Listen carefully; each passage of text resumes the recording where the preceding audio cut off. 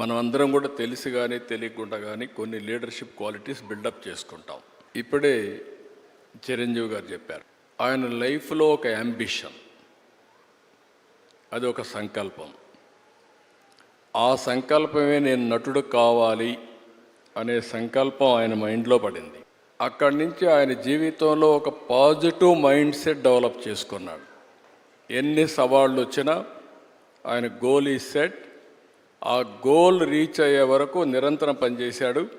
ఒక మాటలో చెప్పాలంటే ఎన్టీఆర్ రామారావు గారు ఉన్నంత వరకు ఈయన ఒక స్థాయిలోకి వచ్చారు.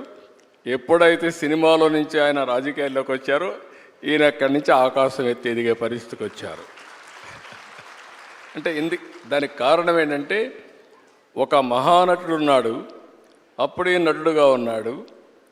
ఎన్టీఆర్ రామారావు గారు లేనప్పుడు చిరంజీవి గారి ఎవరి హీరోగా మహానటుడుగా తయారయ్యారంటే అది ఒక అవకాశం.